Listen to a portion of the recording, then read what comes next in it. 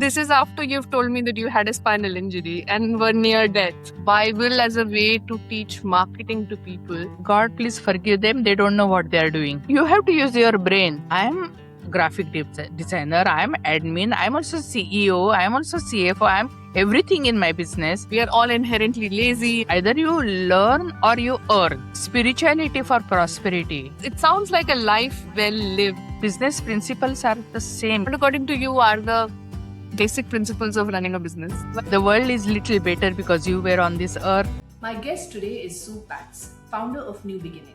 Sue came back from a spinal injury that nearly took her life and rebuilt herself into a one-woman enterprise designer, admin, CEO, CFO, all of it. In this conversation, she shares her philosophy of spirituality for prosperity, why the Bible turned out to be her best marketing textbook, and her golden rule for every solopreneur: either you earn or you learn. This one is part business masterclass, part life lesson. Why don't we start at New Beginnings and you tell me what you're doing right now and how it's shaping up? Yeah, actually, I had many businesses before, and every business I thought that was a new beginning for me and new beginning for my clients too. So this is new beginning, especially for solopreneurs, entrepreneurs, small business owners, because many solopreneurs, they quit their 40 hours of job and end up working 80 hours into their business, and initially nothing to show for. Many don't see actually second year in their business. Most of them don't see fifth year.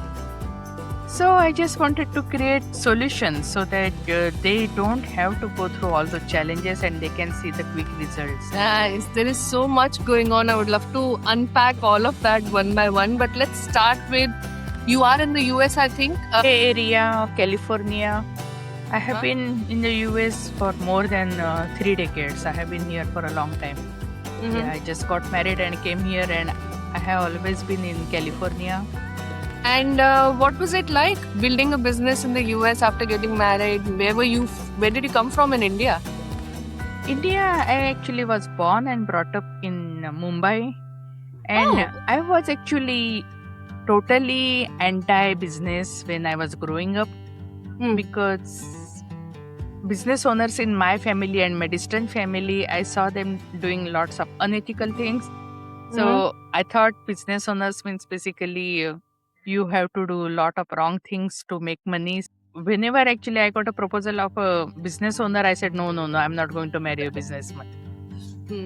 But when I came here, both of us were working. And the moment I got my first daughter, everything changed. Because I just couldn't leave her to a daycare and go to work. And that time I said, I wanted to do something from home. And that time work from home was not prominent. Even though I was in computer field, it was not that prominent. And then I realized I have to have my own business only. But then because of my spiritual background, by then my understanding had grown up that, then I realized that money is not bad. It is the money who is using. He's just actually showing his own nature. So money is not bad, and business can be a good thing because then you are creating opportunity for other people. And that was the only way I was going to get flexibility. So that's how I got started into businesses. I had few businesses, computer related, like placement firm and computer consulting and all. But when I had a spinal injury, I just switched to digital business. And I always wanted to leave something good behind, because I think it is an inner desire for everyone that the world is little better because you were on this earth. So I had the same desire. I started writing books on spirituality. I wrote many books and I never published. And that also, my younger daughter, she encouraged me. She said, Mommy, start blogging. My blog started getting lots of traction. And then I started getting lots of offers. We will edit your book. Please publish. So finally I started publishing. So my books will be published in Bhagavad Gita and various niches. That is so nice. It sounds like a life well lived. And the spinal injury must have been a really difficult period. But of all the businesses that you have created and all the different directions that you have taken and still are taking, what was the one that kind of made you feel really confident about the fact that you can do this? I remember my uncle was doing business in India, and he had a mechanical firm, and then he took, I think, contract for something roads and all. I said, "You have no knowledge about roads. How are you taking contract about roads?" He said, business principles are same. You can be in any business. The principles are same. So I can say the same thing, exactly the same thing. Business principles are the same. You can be in any business. It is still the same. You are serving your client. You are finding the best. What is the best for them? You are providing them. So even though there were many businesses, various businesses, but I think the bottom line was the same. And what, according to you, are the basic principles of running a business? I really feel spirituality for prosperity. If you apply spiritual principles into your life, into your business, you will be prosperous in each and every area. Because many times people think the spirituality means abandon everything and go to forest and all. And I think that is really easy, because then you are living just with yourself and you are not having any challenges or problems. When you are dealing with so-called whatever kind of people, I'm not going to name. And that time I think it is really important to know the spiritual principles and apply them. You are not desperate to get a sale, because you just do your best and then you leave everything rest to the divine power. And that gives you confidence. Your customer also knows, and that's how you get more success. So if you leave aside fear, anxiety, and you just actually become confident about your offering, you do your best, it is a really pleasurable journey. Because many times people think when they achieve something they will be happy, and you have to enjoy the journey, because you will be longer during your journey. It is very, very important to enjoy the journey, and I think that is what everyone, small business owner, entrepreneurs, they should learn that. Because sometimes I work with entrepreneurs and they have a $0 launch, and I say still it is good. It is better than no launch, because then you know what doesn't work.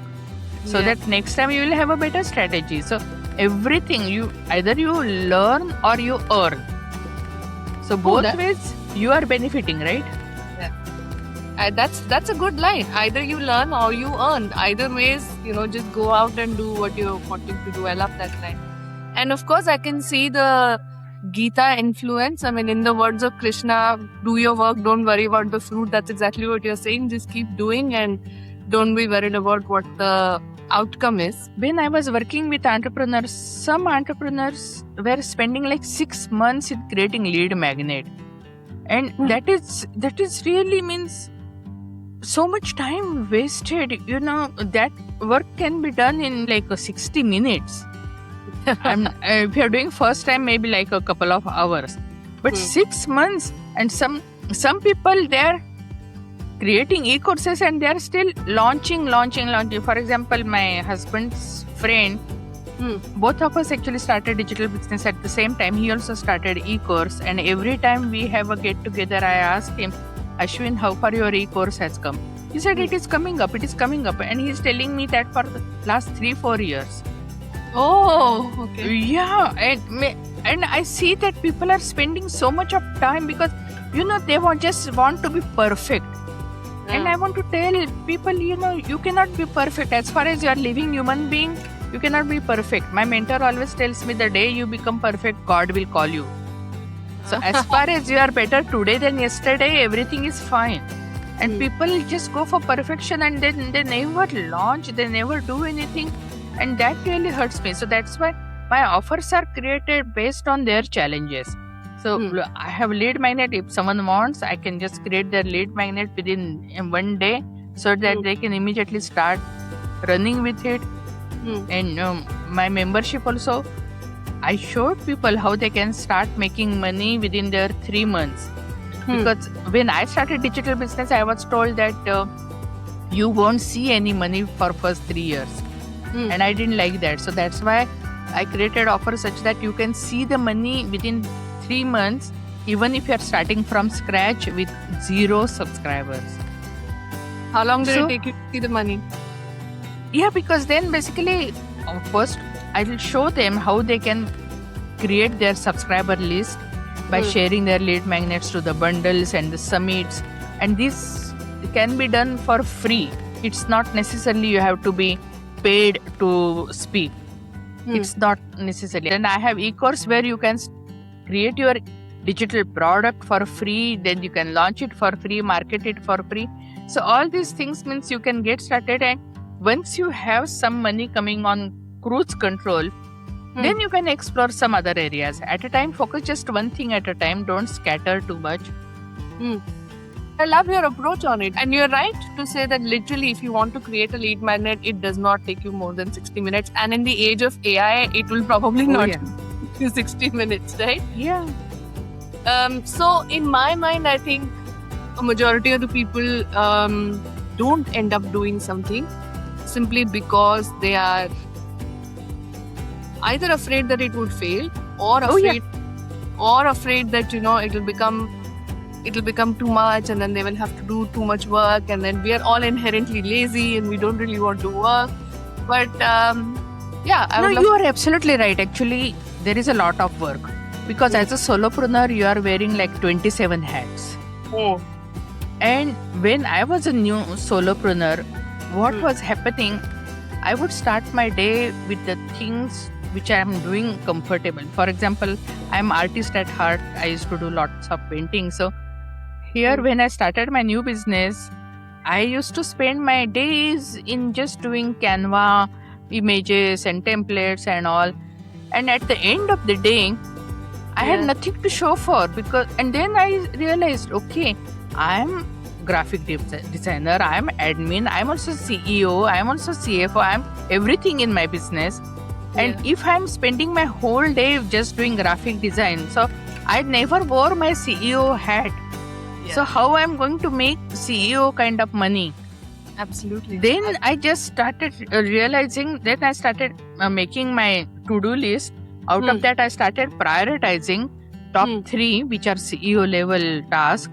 And once you handle those tasks, then basically you can work on other things. And then you can hire a team, you can delegate. You can delegate all those things, but you cannot delegate your strategy. Even in AI era, still you have to use your brain. Because if your prompt is not right, AI is not going to generate. So finally, it is your brain. So you have to wear your CEO hat most of the time, and I think that is where people fail because they try to spend more time. They are doing things which are they really comfortable doing or liking to do it, but business doesn't work that way. Absolutely. Or stay in the safe space. Talk about the things that don't really matter. Like, the font on the deck of the presentation that would go out. I mean, yes, it is important, but really first it has to go out. So, things like that. I hear you. But let's talk a little bit about numbers, Sue. So, in all of these businesses, how many entrepreneurs do you think you would have helped if you had to put a number to it? And I'm sure you still have like a goal to achieve, things to do. What does that number look like? Numbers are different. For example, for my low ticket offer, I have hundreds and thousands of customers. And my first customers actually, they came from New Zealand and Australia. I never been there. And then I started getting customers from Europe, and finally I got customers from North America. So this is really great. You have a global opportunity. Yeah, but, absolutely. Yeah, but for my high ticket offer, actually, I just chose to be really, really small amount. My mid ticket offers are still active because once you create a digital product, you can place it on any platform and they will just keep on generating income for you. Yeah, and it's a lifelong thing, right? You have to just do it right once, and then it is always going to be there. Yeah. So there is a low ticket offer, there is a mid ticket offer, there is a high ticket offer. Different kind of people come into Yeah. that. There are also books. You have 3 books that are coming now, which are all Yeah. based on the principles of Bhagavad Bhagavad Gita. Gita. I am not religious at all. I am not a religious person, but from whatever I have read of the Ramayana, I mean, I've read the Ramayana well. I've read Mahabharat. I have not read the Gita so much, but from whatever I've learned, the thing that I like about it is that it's just a way to simplify all the chaos in your mind and look at something. Look Absolutely at right. set But I of just want to tell you one thing. yeah. I'm not religious either, because there is a difference between being religious and being spiritual. My kids went to Christian school. I went for Bible study. Then I was also into network marketing. All the training was based totally on Bible. So I studied Bible. Then I was really even totally attracted to Buddha's teaching. So I studied Buddhism. I studied Judaism. I studied many religions. And you won't believe, actually, many religions, actually, they have, of course, common principles. Everything, teaching is the same, only names are different, but even the stories are same. The stories are same. More than that, sometimes you can actually connect the names across stories, and that's what made me separate in my mind. That's what made me separate to say religion is not my thing, because I think Yeah. everyone's telling the same story. It's just that they're using it to create more challenges. But as a concept, do I like it? Maybe I can look into it. So if anybody asks me to go to a temple or do anything, I'm like, sorry, that's not what it is. But I'm truly interested in the stories. And you are right, not only the stories are common, sometimes characters are common across the books. Good to find someone who thinks similarly about Yeah. What has been your favorite religious story that you came across? Oh, Of my it- favorite religious story, you won't believe, means even though I'm writing books on Bhagavad Gita, my Yeah. favorite religious story is when Jesus Christ is on the cross and Yeah. people are kneeling him, and he says, God, please forgive them, they don't know what they are doing. And you won't believe, in my business, I use that sentence so many times to myself. Huh. Because sometimes someone who is illiterate about your business says something, Huh. so that time means instead of actually arguing and fighting with them, Huh. I just use that sentence, God, please forgive them, they don't know what they're saying, they don't know what they're doing. So that Yes. is really my favorite. Many times people think, okay, I will come up with something from Bhagavad Gita, but that is the most commonly used sentence in my business life. God, Right. please forgive them, they don't know what they are saying. You mentioned something which was extremely interesting, and I want to know a little bit more. You said that you were attending a course on marketing, and it was based on the Bible. Is that a US thing? Oh, yeah. Whole training was based on Bible. Actually, I went for a 3-day crash course, and they said, okay, they will teach you everything about marketing. Friday the course started. Speaker just started telling about the Bible stories and the Luke and the John and all. I said, oh my goodness, I came here for the business training. What is all this going on? But I had spent a lot of money. I said, okay, let me stay here 3 days. And then second day, he went through all the principles that, okay, how God wants you to be rich. Because many times I think, okay, God wants you to be poor. Many times people have that kind of state of mind, for instance. So he said, okay, God is not telling you don't expect anything. God is just saying, just be happy with whatever results you are getting.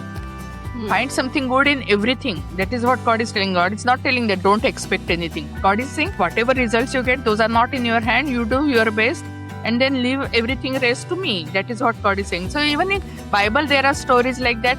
Money is the root of evil, something like that and all. And all these are actually out of context. They are not complete. So there is so much confusion, and there are so many people are taking all the wrong meanings and all. So, you cannot really saturate stupidities. Okay. Okay, that's So interesting. that's what means I found that okay, there is a common thing also. So the second day actually they taught us okay, so how God wants you to be successful, and when you become successful, you become actually from the side of the solution, because when you are poor, basically you are a problem to the society. And when you are rich, you are a solution and you can do good things. And God may basically whoever the money will solve problem, and money in good hand will do the good things, and also all those things he taught in the second day. And the third day he told how you can apply all those things, then how you should dress and all those things. So everything was based on Bible, but the principles were same. I would like to spend 2 more minutes on this whole concept of using Bible as a way to teach marketing to people, and get your view on how business owners think when you compare the US to India, because you have seen that in both places. And the reason why I'm connecting these dots is because I feel like Americans do a fantastic job of packaging and marketing anything. Like, imagine using the Bible to tell you how to do marketing. I love what that does. But in your experience, what is the differences that you've seen in how business owners behave in the US or all the other countries that you've worked with? Frankly speaking, I feel it is very easy to do business in US than in India. It is my personal opinion. Sure. It is really my personal opinion, because it's when I was dealing with guys, they didn't look at me as a girl. They just looked at me as a business person and what I was offering. And they never looked at me as I'm something less. I never had I really felt, it's my opinion, okay? I might say, but it is very easy to do business in US than in India. That is what I feel. I also think that it has a lot to do with your own mindset, right? All through this conversation, you have kept saying that, listen, you just need to be happy and do your work. And I think it might be like that, because see, means basically I never judged anyone. I never labeled anyone, so maybe nobody labeled me. Yeah. So I think what you give, you get back. Correct. So you have this sort of presence and this aura of saying, just do your work and forget everything else and it will work out. And possibly that's why your California experience was so because if someone asks me what is your bad experience, I really have to think really hard, because I really don't think as a bad experience. No, nothing as such, no. Yeah, and this is after you've told me that you had a spinal injury and were near death. Spinal injury, that was also spirituality saved me, because what happened, doctors wanted me to go through surgery, and I didn't want any human being to touch my spine, because if they do one mistake, I will be bedridden whole life. The positive mindset really helped me. So every morning I would wake up, I would start my day with watching the movie Secret. It's based on law of attraction. Yeah. And then whole day I would either read or listen something positive, spiritual. And I never discussed my problems with my either family or friends. If you're not giving any solution to me, I think I shouldn't be discussing things with you. That was my attitude. So many times actually all these things actually came to know my family members later on. And my younger daughter, actually, she would cry, "Mommy, please don't die." I said, "No, I'm not dying. Don't worry, I'm not dying." Yeah. I just didn't want any discussion, because if you're not giving me solution, we better don't discuss it. Yeah, you're right.